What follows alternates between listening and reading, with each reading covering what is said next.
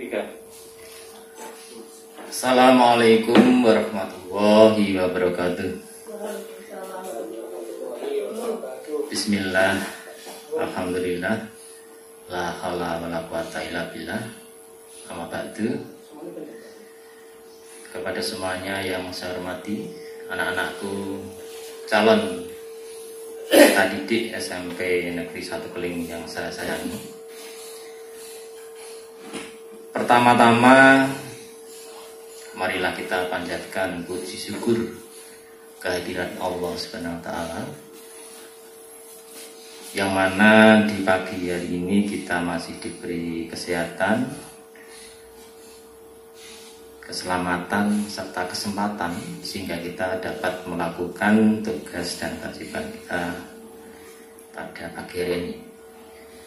Sholawat beserta salam senantiasa kami aturkan pada junjungan kita Nabi Agung Muhammad Sallallahu Alaihi Wasallam dengan ucapan Allahumma sholli ala Sayyidina Muhammad wa ala ali Sayyidina Muhammad.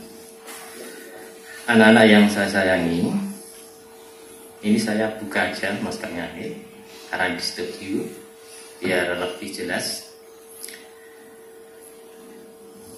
Saya ulangi, anak-anak yang saya sayangi, pada pagi ini kita akan menyampaikan materi tentang program pembelajaran di SMP 1 Keling kaitannya dengan kurikulum 2013. Setelah kalian tadi disampaikan materi tentang pengenalan lingkungan sekolah yang perlu kalian tahu, perlu kalian ketahui juga, setidaknya kalian tahu tentang yang pertama tentang visi dari SMP Negeri 1 Keling. Visinya yaitu terwujudnya peserta didik yang unggul dalam prestasi, berakhlak mulia, berbudaya, cinta lingkungan, berlandaskan iman dan takwa. Nah, ini dari visi. Semoga kalian nanti tetap setelah tahu akan mengingat, akan menghafal, sehingga bisa mempraktekkan pada kehidupan sehari-hari, baik di sekolah maupun di rumah. Ada banyak indikator, ada 8 indikator di sini dalam visi terkait dengan isi dari visi tadi. Namun kita tidak bisa kita sebutkan, besok kita masuk kita sampaikan tentang indikator kita. Adapun misi juga ada, karena indikatornya ada 8, minimal juga ada 8. Nah, misi itu apa? Langkah-langkah kita untuk melaksanakan dari visi itu. Misinya ada 8. Yang pertama, melaksanakan pembelajaran aktif, kreatif, efektif, dan menyenangkan harapan kita itu. Yang kedua, melaksanakan bimbingan, program perbaikan dan pengayaan pada semua mata pelajaran. Dan yang ketiga, meningkatkan keterampilan akademik dan non-akademik. Yang keempat, membudayakan perkataan yang santun dan perilaku yang sopan. Kelima, menjunjung tinggi nilai kejujuran. Yang keenam, menanamkan kesadaran hidup bersih dan sehat. Yang ketujuh, meningkatkan sarana dan prasarana kesenian tradisional. Dan yang kedelapan, meningkatkan kesadaran melaksanakan ibadah bersama sesuai dengan agama atau keyakinan yang dianut. Ini langkah-langkah kita untuk mewujudkan dari visi kita. Yang selanjutnya tentang kurikulum. Kurikulum itu apa? Kurikulum adalah perangkat mata pelajaran dan program pendidikan yang diberikan oleh suatu lembaga penyelenggara pendidikan yang berisi rancangan pelajaran yang akan diberikan pada peserta pelajaran dalam satu periode jenjang pendidikan. Nah, ini nanti yang kita sampaikan pada kalian pada tahun ajaran 2021-2022. Tidak banyak yang saya ulas saja, kita langsung saja pada program pelajarannya, rincian tentang kurikulum. Kita lanjut saja.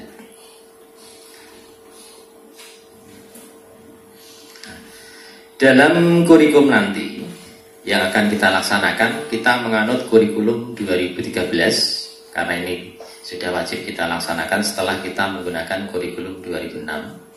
Dalam kompetensi ada 3 dimensi. Dimensi sikap, dimensi pengetahuan, dan dimensi keterampilan. Ini nanti yang kita mau pelajari. Dimensi sikap meliputi beriman dan berakal, akhlak mulia, memiliki ilmu yang terdidik, percaya diri, tanggung jawab. Nah, ini sudah campuran antara sikap sosial maupun sikap spiritual. Dalam dimensi sikap ada 2, nanti ya, sikap spiritual dan sikap sosial. Dimensi pengetahuan ini meliputi nanti agama, iptek, seni, dan budaya.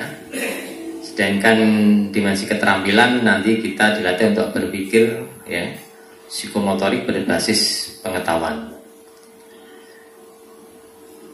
Adapun mata pelajaran pada kurikulum 2013 yang ada di SMP nanti pada prinsipnya sama dengan di sekolah-sekolah lain.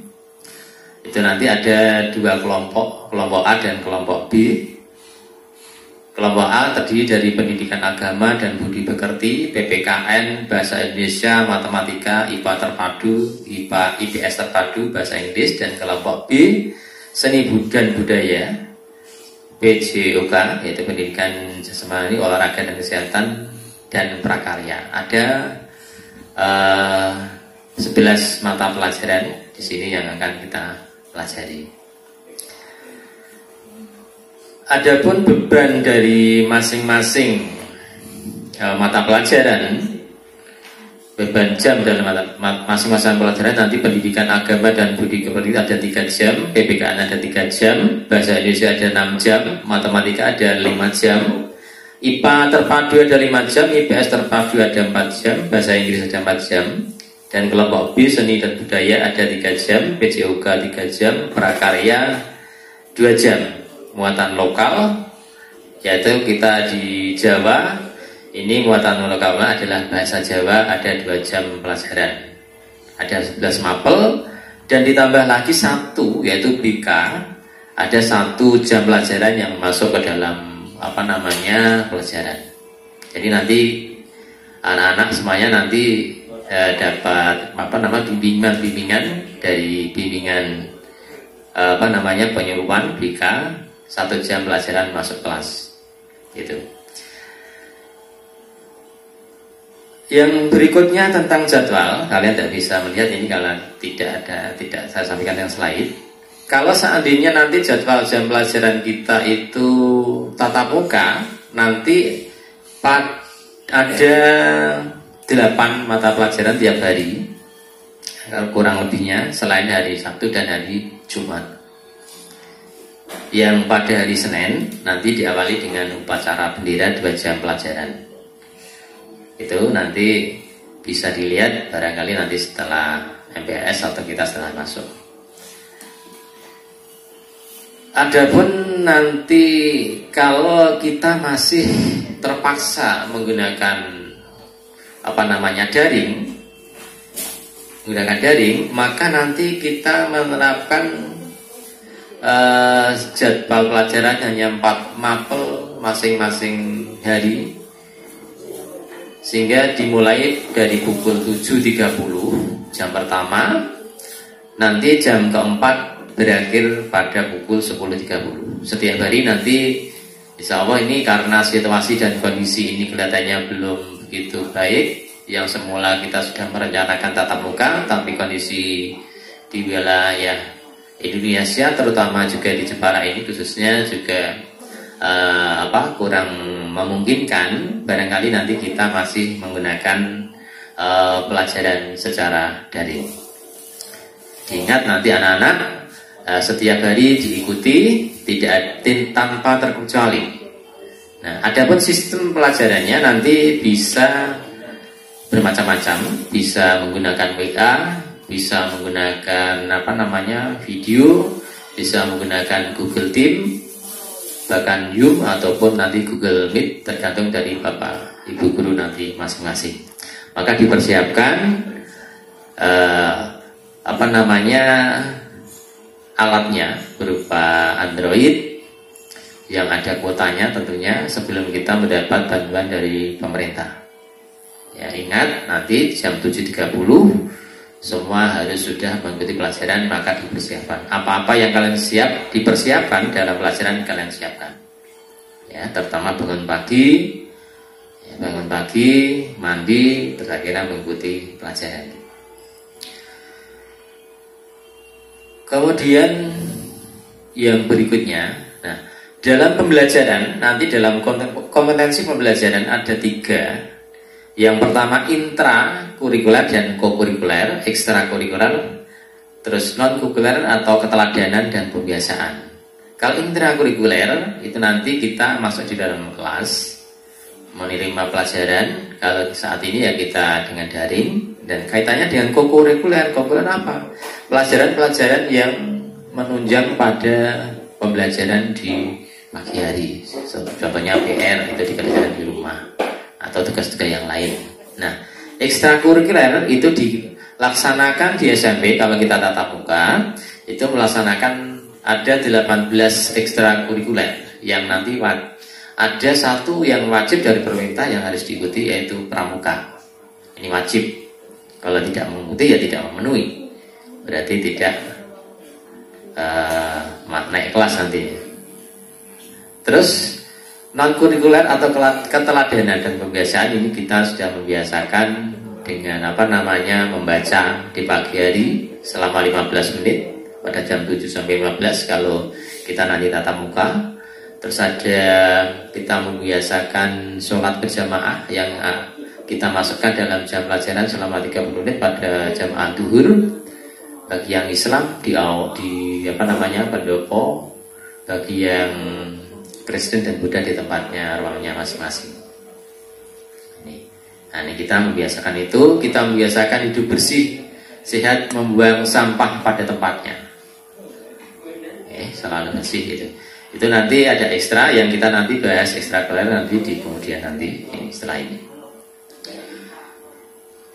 Kemudian dalam kurikulum PT13 ini terjadi perubahan paradigma pembelajaran yang asalnya model pembelajaran itu diberitahu, nanti diharapkan anak-anak bisa mencari tahu. Nah, di samping dari Bapak Ibu guru memberikan stimulus-stimulus rangsangan-rangsangan, nanti anak-anak bisa mencari tahu sendiri dari sumber-sumber yang lain. Nah, kalau dulu guru sebagai sumber utama, nanti pada kurikulum ini tidak satu-satunya sumber dari guru. Itu sekilas tentang seperti itu. Nanti banyak yang kita pelajari. Kemudian dalam aspek penilaian mestinya sama dengan yang anak-anak terima di SD yang terdiri dari tadi di depan sudah saya sampaikan tentang pengetahuan, keterampilan dan sikap dan perilaku. Ini nanti aspek yang kita pelajari di sini. Nah, terutama nilai sikap itu harus baik, karena pada pendidikan menengah SD, SMP, SMA itu lebih ditekankan pada penilaian sikap. Kalau SMP berarti 60% itu sikap, sedangkan 40% adalah nilai pengetahuan dan keterampilan. Nanti SMP, SMA sudah lain lagi, yang pengetahuan 80%, sikapnya 20%. Diharapkan semakin besar sudah tertanam sikap yang baik. Terus yang berikutnya nanti ada ekstra, ada 18 ekstra. Yang pertama itu adalah pramuka, ini wajib diikuti oleh seluruh siswa. Tidak boleh tidak ini.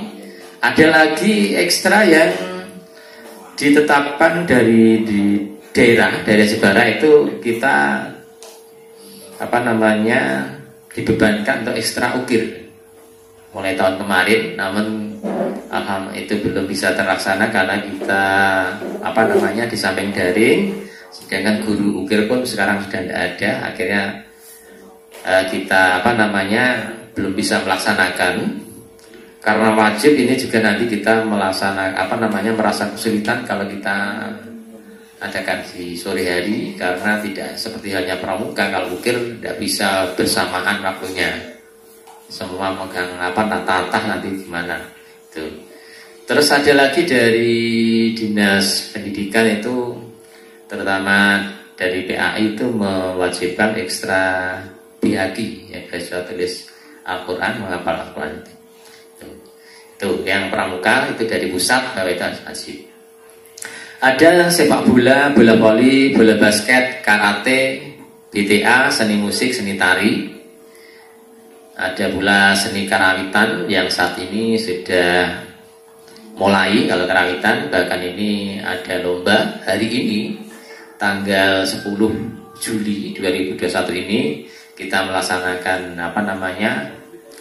syuting karawitan untuk mengikuti lomba FLS 2N. Nah, ini hari ini di Pendopo sana.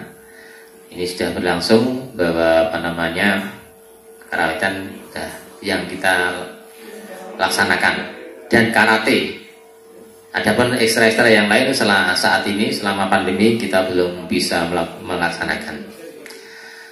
Selain itu seni teater ketoprak ada juga ada ekstranya, ada seni batik, ada conversation ini, nanti ada PKS, ada OSN matematika, ada OSN IPA, ada OSN IPS. Nah, ini nanti beberapa ekstra yang ada di SMP. Ketika tatap muka, alhamdulillah semua ekstra ini berjalan. Oh ya, masih juga ada rebana. Nah, rebana dalam 1 tahun terakhir, tahun 2 tahun yang lalu itu kita masuk ke Provinsi Jawa Tengah, ya, juara 1 di Kabupaten Jepara. Ada seni rupa juga yang nanti bisa memilih salah satu di antara 17 itu, yang satu adalah wajib. Kemudian anak-anak yang saya sayangi, ini ada kriteria kenaikan kelas yang nanti perlu kalian penuhi. Peserta didik dinyatakan naik kelas 1 tingkat lebih tinggi, kelas 7 ke kelas 8 apabila memenuhi kriteria di bawah ini. Yang pertama ini secara garis besar saja, nanti akan lebih jelasnya, lebih detailnya di kurikulum. Yang pertama telah menyelesaikan seluruh program pembelajaran yang diselenggarakan sekolah sebagaimana ditentukan dalam struktur dan muatan kurikulum. Ya, jadi anak-anak nanti harus mengikuti seluruh program pembelajaran, baik itu mengikuti proses belajar, baik itu ulangan, baik itu PTS maupun PAS. Tidak boleh tidak itu. Tidak pernah ikut pembelajaran tapi tiba-tiba ikut PAS, ikut PTS, ya ini tidak boleh. Kita lebih menekankan pada proses, bukan hanya sekedar hasil. Gitu. Kemudian yang kedua, nilai kompetensi dasar pada kompetensi pengetahuan dan kompetensi keterampilan pada semester 2 maksimal 2 mapel di bawah KKM. Nah, ini nanti boleh 2 KKM di bawah boleh 2 mapel di bawah KKM. Kalian nanti masih memenuhi kriteria kenaikan kelas, masih bisa. Nah, sedangkan KKM kita saat ini adalah 70. Nilai akhlak yang ketiga ya, nilai akhlak dan budi pekerti, kewarganegaraan dan kepribadian serta kerajinan sekurang-kurangnya B atau baik. Jadi nilai akhlak anak tidak boleh C, minimal B, syukur nanti A. Gitu. Oke. Terus yang keempat, jumlah presensi pada semester 2 sekurang-kurangnya 85% dari jumlah hari belajar efektif dalam 1 semester tersebut. Ketentuan ini tidak berlaku bagi siswa yang memiliki catatan absen tinggi karena alasan sakit dengan disertai surat keterangan dokter, rumah sakit atau puskesmas. Ya, 80% itu tidak terhitung sakit dan izin. Ya, ini bapak-bapak, anak-anakku. Terus yang kelima, nilai pada buku laporan hasil belajar dan peserta didik LHBPD memenuhi kriteria kenaikan kelas sebagaimana ditetapkan dalam surat keputusan kepala sekolah yang berlaku pada tahun berjalan. Nah, nanti pada akhir dari keputusan itu semuanya nanti adalah keputusan dari rapat. Anak-anak ini bisa dinyatakan memenuhi syarat atau tidak untuk naik kelas. Nah, itu saja yang saya sampaikan sekilas tentang pelaksanaan program pembelajaran. Pesan saya, anak-anak tetap jaga kesehatan, jaga imun, berjemur ya, sering cuci tangan, dengan sabut minimal 20 detik, sehingga kita bisa terhindar dari wabah ini, dan wabah di Indonesia khususnya ini dan semua di dunia segera berakhir, dan kita bisa melaksanakan kegiatan belajar mengajar secara tatap muka, sehingga pendidikan karakter pada kalian lebih tertanamkan pada jiwa kalian. Sekian dulu, kurang lebihnya saya mohon maaf. Saya akhiri. Wassalamualaikum warahmatullahi wabarakatuh.